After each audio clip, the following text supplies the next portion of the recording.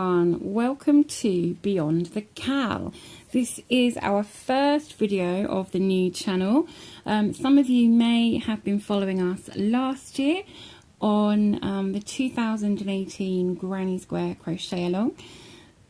We bought you a different square every day for the year. I've just got this one upside down. There we go, turn that around. There we go. They're the right way around now. So we bought you a different square every day. These are 4 of those lovely squares that we made during that year. And what a year it was. It was such a great year. 365 different squares. Some of you may recognise these squares, remember doing them. So some of you have already made your squares into blankets. Some of you may have found this video just from the title of doing whip stitch and single crochet join. If so, if you found us that way, brilliant, lovely to have you with us. And if you're new to our group, then welcome. So you're looking for a way to join your crochet, whether it be your 6-inch squares or whether it be something completely different. We are going to be bringing you 2 different joining methods each week during January. So there are on Wednesdays, there are 5 Wednesdays, so 10 different joining methods. So today we are focusing on the whip stitch, which is this one here. So called because you can whip it up in a jiffy. Nice and quickly that one works up, and it gives you these slightly longer stitches on the front and slightly shorter stitches on the back. Okay, so you can choose which way you do that, and I'll show you that in a moment. And this one is the single crochet join, which gives you this single crochet raised edge. It does give you the back of the stitches on that side, but if you use a coordinating yarn, it can look lovely. So it does give you this, like I said, this raised edge there, but looks great all the same. And again, you can choose whether to have this on the front, on the top of your work, or underneath. So these are the 2 that we're going to do today, and then in future weeks we'll have some more decorative joins where your work might be slightly apart and then a nice decorative join in between, and also some sewing techniques where it becomes almost invisible and there's nothing to see. So these are the 2 we're doing today, whip stitch and single crochet. So I will try and section them off with some titles so you can find where you want easily if you're looking for a particular. The only other thing to say is, depending on which you're doing, for the whip stitch you will need a nice chunky needle, and for the single crochet you will need your hook, and then obviously some scissors. You can grab mine, scissors, and then I find it helpful if you've got a border around or an edge to use stitch markers as well to mark the corner points. Okay, so grab those things, and anyone that's seen my previous videos will know that I do like to have a cup of tea or coffee as well. So you might want to grab one of those as well, and let's get started. Okay, so I've got my selection of squares here for joining, and the first thing I've done, if I grab these 2, the first thing I've done, these 2 have borders, okay, rather than ends of rows. So when we have a border, or if you've done like a traditional granny square, you will have corner stitches, as opposed to, say, like this one that we did in rows. We don't have an actual corner stitch, we just have the stitches that are in our rows, and then we have the end of rows down here. Okay, and this one as well, we put it the right way around. This is rows, and we've just got the top of the row, the bottom, and then we've just got the edges of the sides. Okay, so that's the differences with those 2 types of squares, whether you've got like a border edge or straight rows. Now for the border edge, what I find easiest is usually in your corner you will have either maybe 2 double crochet, a chain 2 and 2 double crochet. That's quite common. It just so happens that the 2 squares I've taken out to join both have 3 single crochets in the corner. That's also a very common way to do corners on on the rounds. So what I've done is taken a stitch marker and place it in the middle stitch on each corner. So you've got 3 single crochets in this corner, and I have popped that stitch marker into the middle stitch because that kind of goes off to an angle and the rest is straight. And then I've done that down here as well, so 3 stitches, and I've popped that in the center one, and I've done that on the top of this one as well. They are in those corner middle stitches. Okay, so that just helps you to know where those corners are. Now there's a few things kind of that I can help you with to start with. Is identifying those corners. When you are sewing the sides together, you have the option, it depends whether you're going to join more squares in. So if you were going to join 2 more squares here and make it a square, and they all had this corner point, I would suggest you use this corner stitch to join to the opposite corner. Okay, use those to join all the 4 corner points together. Okay, if you are just wanting to sew them into rows, so you're just going to join them into rows like so, they're not all going to fit on my camera, but if you join them into rows like so, then you have the option as to whether to join that corner point along the side or whether to leave that as the top part. Personally, I would join it. I would have them, and I would join those 2 corner points together and the 2 corner points down here as well. Okay, and that will just make it nice and flush and neat. Okay, and the other thing is you can probably see these 2 squares are not quite the same size.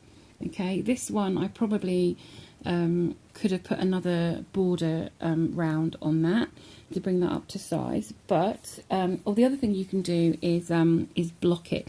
I could have stretched this one out on a blocking board or on top of a thick towel and made it bigger. Okay, but as long as I don't mind it being stretched out a little bit, then this will work lovely, because I can just stretch it out a little bit as I'm sewing along, and I can just make sure that these stitches line up. And if you look here, you can see that this beige one is bigger, but if I just pull this pink one a little bit, it brings it up to the same size. Okay, so that's the way you can get around that. And so I'm going to show you today the whip stitch, which is done with a needle, and I'm going to show you the single crochet, which obviously crochet we use our hook. Okay, so what I would suggest is you might want to just watch what I'm doing to start with, and then decide which you're going to use and how you're going to do it. So I'm going to show you on these 2 how to do the whip stitch. Just realised that I have my squares. I need to just pop a stitch marker in this bottom corner, and then before I start, I'm just going to count my stitches down here and down here just to see how many I've got. Okay, so this one, even though it's bigger, this one has 21, and this pink one has 23 stitches. I'm not counting the one with the stitch marker. There's 23 along here and 21 along there. So there's 2 ways you can do it. You can add 2 stitches to this one, or you can lose 2 stitches on this one. Now, because this one's already a bit bigger, I'm not going to add to this one. I'm just going to work through twice on this one. I'm going to work through 2 stitches together. Okay, so all will become clear. So I'm just going to take my needle. I'm going to use some white yarn for this so that you can see. Now, you can choose whether you're going to use a yarn that's the same colour as at least one of your squares, or your squares are probably the same colour. If you've got 2 squares that are the same colour, then you can choose to use the same colour and it will hide the stitches a bit more, or if you want to use a contrasting colour and make a feature of it. So just threaded my needle. So what I'm going to do is take these and I'm going to put them back to back like so. So the front sides are on the outside. Okay, and then I'm going to do in my stitch marker stitch, I'm going to take my needle through there for the first stitch. Actually, I'm going to go from the back for this one. Okay, and then I'm just going to leave a tail for sewing in at the end. So the end of my yarn's there somewhere, so I'm going to leave that tail for sewing in at the end, and then I'm going to go through where my stitch marker is on the other side, so under both loops of this one and under both loops of that one. And I've probably got too much yarn here, so let me just sort this out. So there we go. Okay, so then you want to pull that fairly tight, but not too tight to distort your work, and also not too tight to pull out your tail either. So I'm going to remove these stitch markers now. Okay. The first couple of stitches will be harder when you've got that tail to consider. Okay, so then what I'm going to do is take the needle and pop it into the loops of this next stitch on this side. Sorry, moment of brain fade there. You want to go from the inside. Okay, so you're going to go from this direction and through towards you under those two loops. Pull that yarn through. Okay, so it's going to go diagonally, and then you're going to go back over and in under the loops of the next stitch on the pink one.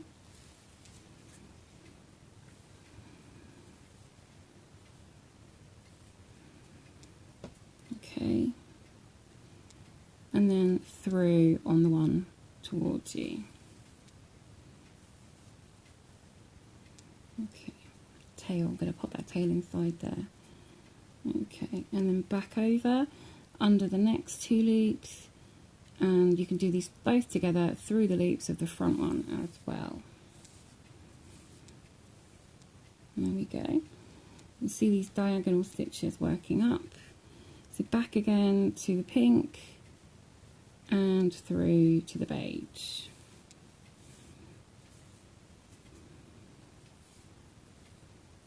There we go.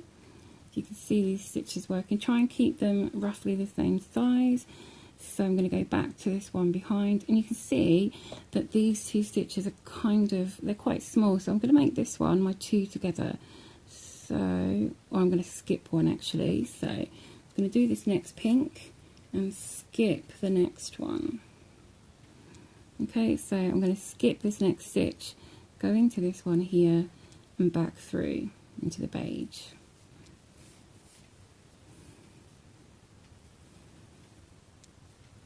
Also remembering I need to just stretch that slightly, keep it stretched out so it matches and reaches. Okay, back to the pink, and you're just going to keep going through like so. And the idea of this, once you get the hang of it, being called whip stitch, the idea is that you can just whip it up in a few minutes.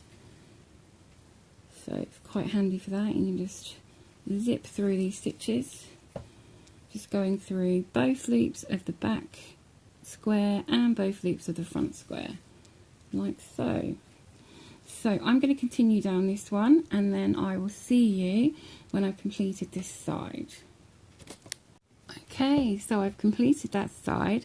Now I want to show you the difference. Up here is where I skipped a stitch of my pink, okay? So you get a very slight gap there. What I did down here, I obviously miscounted and had 25, not 23. So what I've done is I've gone through the pink, through to the beige, and then back through to the pink, and I've done the next stitch through to the beige as well. So I've got two stitches going into one there, and then I did the same on this stitch here, I think.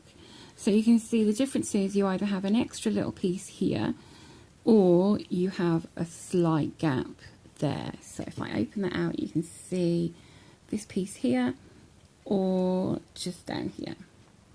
Okay, put that at an angle and it'll all fit in the camera. There we go. So this one and this one. Okay, so I've finished at the bottom. I've done my last corner. So then I'm just going to go through that next stitch there, only through the beige one, and that virtually disappears. go onto the back, and then I'm just going to make sure it's the right tension, give it a little pull if you need to, and then you can see the back here. So the back has smaller stitches. You can see this nice neat row of smaller stitches, or the front has bigger stitches. So if you prefer the smaller stitches, then instead of putting them with the back sides together, you could sew them with the front sides together, and then you'll have the smaller stitches on the outside and the bigger stitches will be on the inside. Okay, so completely up to you. If you do prefer those smaller stitches, then just make sure that when you have your squares that you put the good side, the right sides together, and then you're sewing back to back. You're going to be sewing like that, so okay, the opposite way. Okay, so all that's left to do is to weave in your end. So I'm going to cut this yarn so there's not lots and lots. I did have rather a lot of yarn there. I think I thought I was sewing a like 20-inch square or something.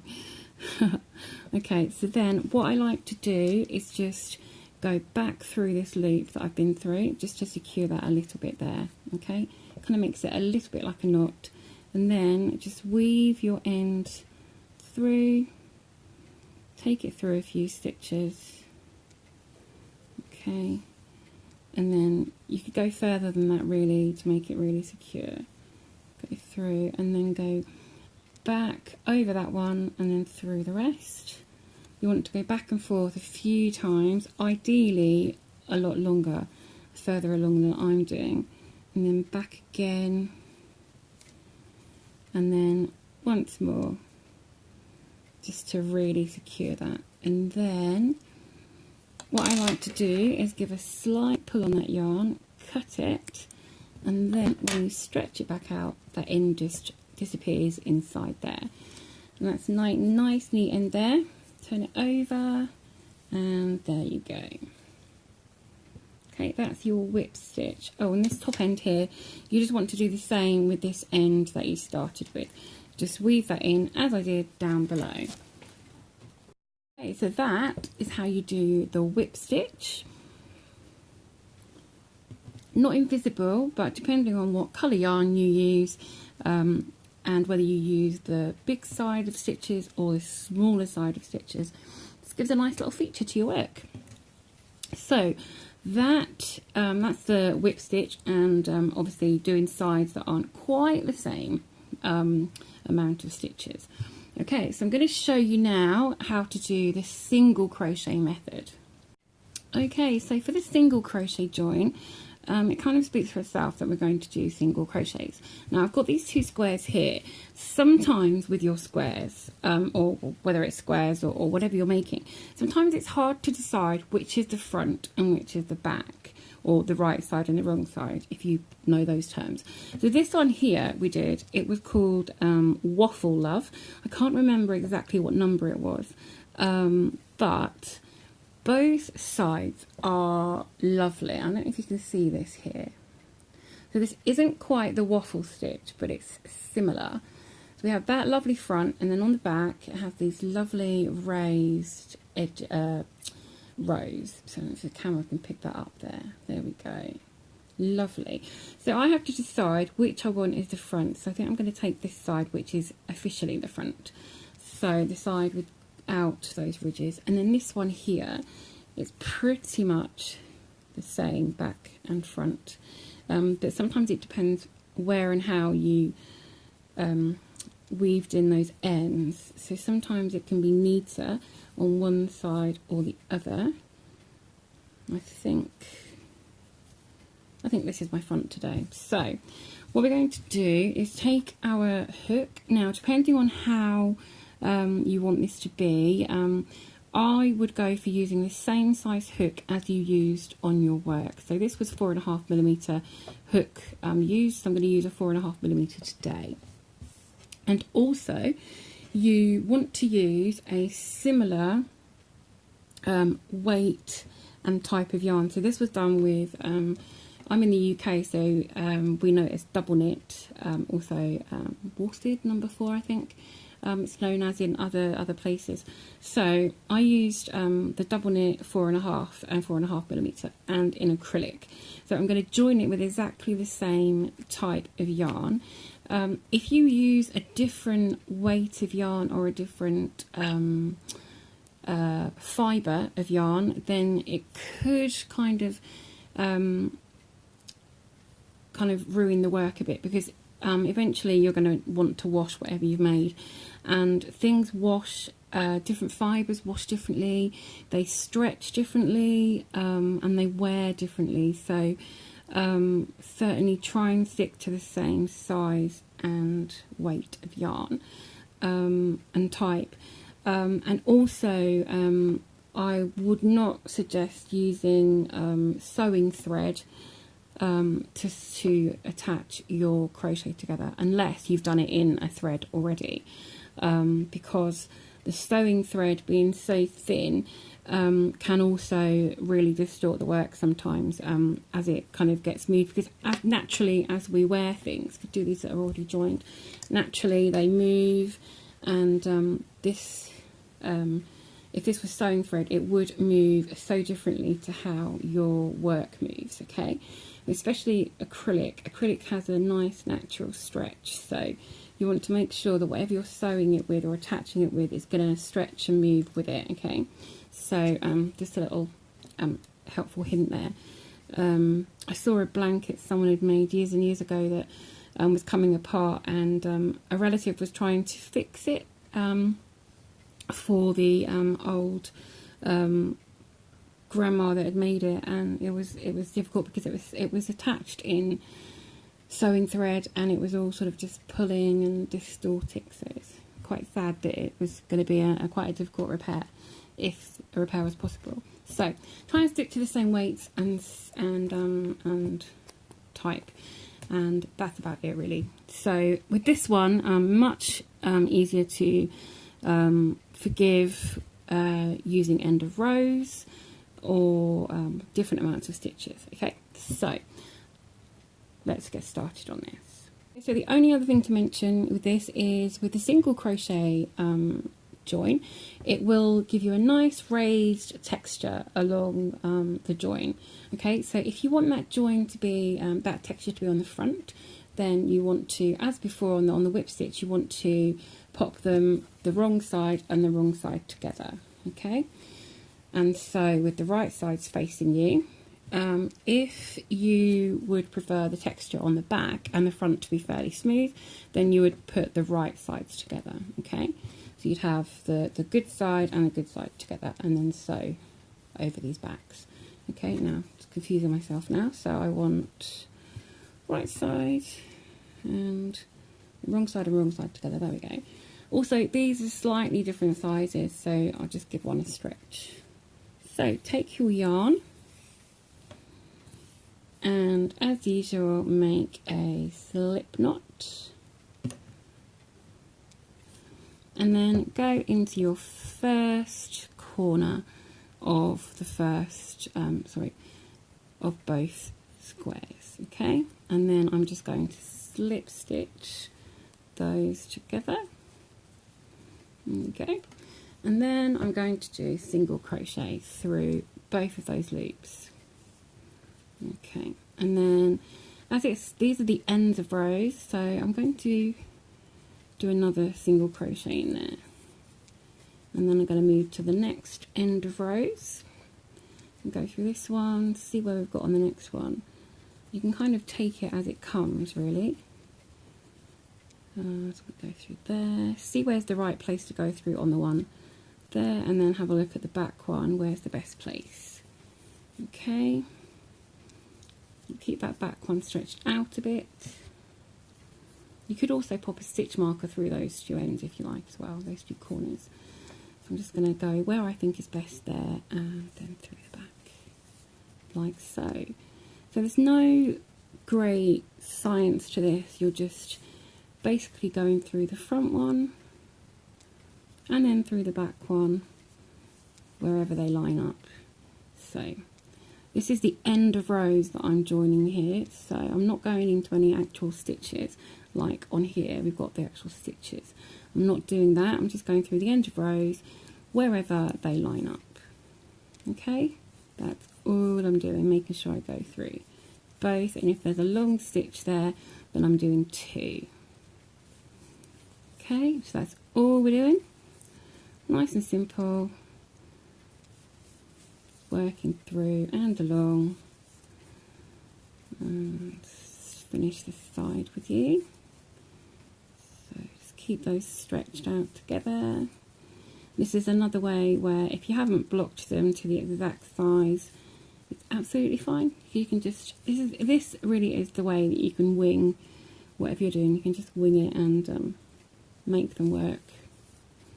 Stretch it down, and especially if you're using the same colour yarn as you worked in, it's even more forgiving because it just sort of disappears. Now I'm just going to do one final one in this bottom, just to join these 2 pieces together, right at the very bottom there. Okay, and then I'm going to fasten off.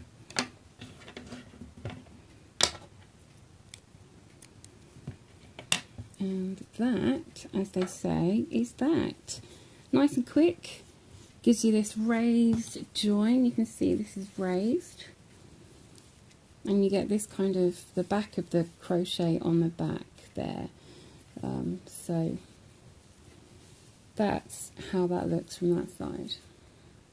And then on the back, you just have a little bit of your crochet there. So this is what you'd have on the front if you chose to have the ridge on the back. So if I hold this up to the camera, you can probably see that ridge. See that ridge there going all the way down. Okay. So again, if both of these squares were the same colour and I used the same colour yarn here, it would all blend in really nicely. You wouldn't see any of this. Well, you would see it, but it would blend in quite nicely, and the other side as well. Okay, so this is one really though where it does make more of a feature of the join. And if you had, you know, sort of making this into a blanket, you'd have the ridges going along here and then up and then along, and it would be quite a nice feature. So that's your single crochet, and then as before, you just want to take your ends, weave them through and back, through and back, through and back at both ends, and make it nice and secure. So that is your single crochet, and this one was your whip stitch. So 2 nice variations today to start us off. The only other thing with the single crochet join, I showed you it down the side where there weren't any actual stitches, to show you that way. The other way, of course, is when you have a row of stitches here, joining to a row of stitches. So if I put these together like so, then if you were joining these, then again, if they weren't the exact stitch count, you could single crochet 2 together, or you could skip a stitch. But personally, I think single crocheting 2 together works much better than skipping, because then you don't have any gaps. Okay, so you would just literally, you would go through your stitch on the front and then your stitch on the back, do that single crochet, and then you'd continue with your hook going all the way along through both stitches, both sides, all the way along until you got to the end. And that is how you do your single crochet. So there we go, there's those 2 variations today, single crochet join, and if I turn this around, there we go. So single crochet join with that nice raised edge, or your whip stitch method. 2 great choices for our first week. So I hope you found this useful and helpful for our first week in Beyond the Cow, and I hope you'll tune in 2 days time when we bring you our very first stitch of that stitch sampler being used for a mood or a temperature blanket. If you're not part of the Facebook group already, there is a link in the description box below to that new Facebook group, Beyond the Cow. And there also below is a link to the original Facebook granny square crochet along Cal. If you are looking for some inspiration for making some 6-inch granny squares, these are all patterns from that 2018 cal. So there's one for every day and bonuses as well. So I hope you enjoyed this, found it useful. If you have, please click the like button and give us a thumbs up. And if you haven't subscribed already, then please click that subscribe button. And if you hit the bell, it will let you know as soon as there is a new video up. We will be posting at midnight GMT on Wednesdays, Fridays and Mondays. And maybe some bonus videos along the way. If you click that bell, you will know as soon as there's a video up. So, until next time, just keep hooking. And as I always say, don't let your tea get cold.